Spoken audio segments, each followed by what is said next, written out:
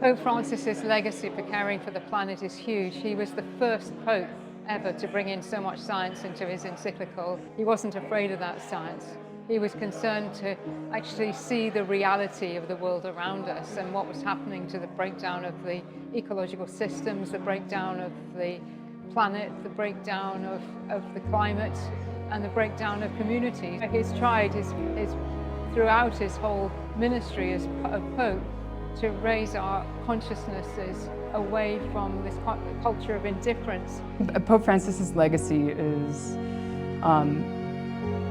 it's coming from the shoulders of giants, from this long tradition of, integral human development. He brought it to the public eye and the forefront of theological discussions and action in a way that no one else has done before him in the papacy. I'm hopeful that his legacy will continue in the form of the action that he sparked and the inspiration. He really reminded us of our calling as Christians, but in Laudato Si as a universal calling to all people of all faiths, of our calling as protagonists, that we are not to sit and balconear, he said in the Argentinian term, which is to sit from the balcony and watch the world go by.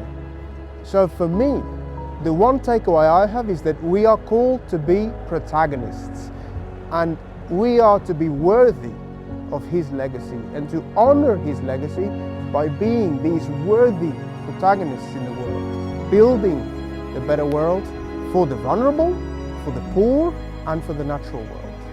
The fact that he brought out Laudato Si before the Paris Climate Agreement was a brilliant strategy, and it made all the difference to countries being able to agree to do something about the climate. Laudato Si will always be remembered as the way in which Pope Francis has shown us how we can connect better with God, we can connect better with each other, we connect better with all of creation.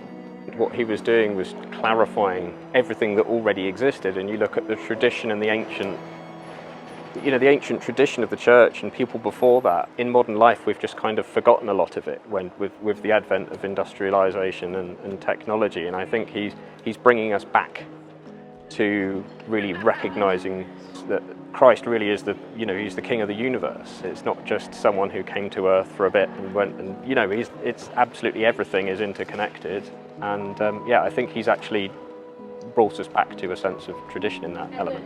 He was a man of great spirituality, being a Jesuit. He had that discernment, and his legacy. In New Zealand, we had the Prime Minister Helen Clark, who, after she was Prime Minister, had some big job in the United Nations. She claims to be an atheist, and she said COP15 would have not happened without Francis and without Laudato Si. So I think his, somebody like Helen Clark saying that, I think is quite amazing. So I think his contribution has been incredible.